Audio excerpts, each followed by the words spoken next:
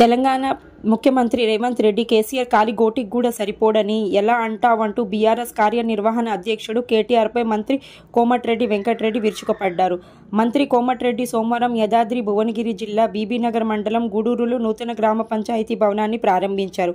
అనంతరం మంత్రి మాట్లాడుతూ కాలి గోటికి సరిపోనేవాడు మమ్మల్ని కేసీఆర్ ఫామ్ హౌస్లో పెట్టాడా అని విమర్శించారు. కేటీఆర్ తన భాష మార్చుకోవాలని, కాలి గోటికి సరిపోని రేవంత్ రెడ్డి మమ్మల్ని తొక్కితే ఒక్కొక్కరు 50 నుంచి 60 వేల ఓట్లతో ఓడిపోయారని, ఎదవ చేశారని, రేవంత్ రెడ్డి జేటీపీసీ నుంచి ఇండిపెండెంట్గా ఎమ్మెల్సీగా గెలిచి అంచెలంచెలుగా ఎదిగి ముఖ్యమంత్రి అయ్యాడని తెలిపారు. కేసీఆర్ యాదాద్రి నుంచి తన ఫామ్ హౌస్కు పోతుంటే బాసలమర్రిలో శ్మశానాలు అడ్డంగా ఉన్నాయని, గ్రామాన్ని దత్తత తీసుకుని వదిలేశాడని మండిపడ్డారు.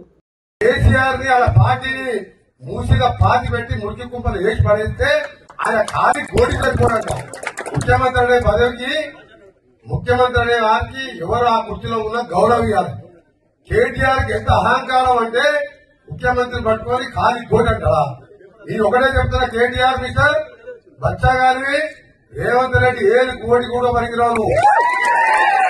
మీరు అయ్యే ఎమ్మెల్యే అయితే ఆ పేరు పెట్టి అమెరికా నుంచి వచ్చి 80 ఓట్లతో ఎమ్మెల్యే గెలిచాం.